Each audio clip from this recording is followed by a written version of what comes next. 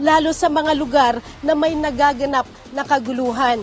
Nananawagan rin si Cariaga na huwag sanang magpakalat ng fake news na posibleng pagmulan ng takot ng mga residente dito. Iniimbestigahan ng mga otoridad ang pangyayari kung sino ang nasa likod ng panggugulo. Bagamat nakatuon umano ngayon ang imbestigasyon sa iisang grupo. Muling panawagan ng PNP sa mga residente na huwag matakot at taga-disuplong sa kanila. Isa lang po yan sa Yusco Plus. Gamitin lang ang hashtag Yusco.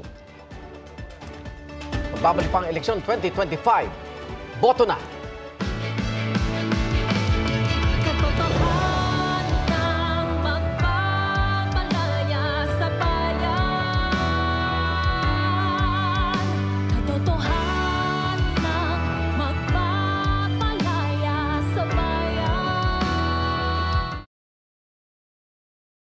Pero ngayon po mahabigan hanggang alas 7 ng gabi ang botohan. Di ba delikado pa ganong gabi na? Ayan. Maaga nagsimula, late matatapos. Actually 7 to 7 pero yung mga senior kasi parang 5. Yung mga Mayor Marcy Teodoro, no? Kanina ang kausap natin siya, nabigyan tayo ng konting pahayag, ang lagi na sinasabi, he is still a legitimate candidate, no, ngayong eleksyon. Dahil nga dun sa nangyaring incident kaninang madali. Kasabay niya ng paalala niya sa publiko na dapat gampanan ng bawat isa ang karapatang bumoto para sa kinabukasan ng bansa. Marami pa tayong binabantayan na na ilang oras pa. Alam mo, 2.5 hours. Oo. Interesting yung kaninang social media list. Si Mayor Binay ay tumatakbong senador habang si Congressman Campos naman ay mayor sa Makati ang target mapanalunan ngayong eleksyon. Sabay silang bumoto sa Nemesio Yabut Elementary School.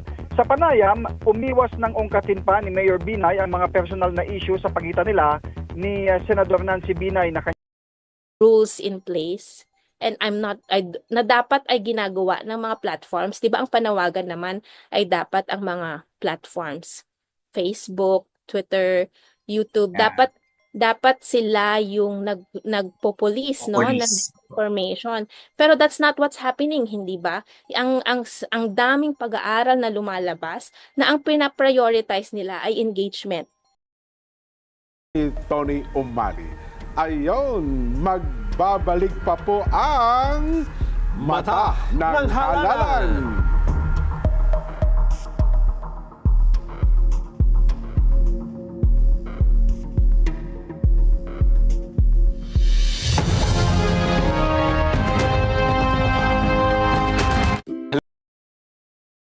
Na may mga botante na hirapan din sa sobrang init, may mga ganun po bang insidente? Hindi na bago yan, no? Kasi nga, syempre summer naman, naka-standby naman yung ating mga Department of Health, mga Philippines. Tayo isang agricultural country pero nag-import tayo ng bigas. Ang tingin ko may talagang problema sa policy na dapat iayusin ito nitong mga bagong elected na mga senador or may elect na senador. Siya ng ABRA sa mga pinasyalan natin gaya na lamang dito sa Calaba Elementary School ay tuloy pa rin yung nakakaranas pa rin ng pila pero ang sabi naman nila ay namamanage naman nila ng husto.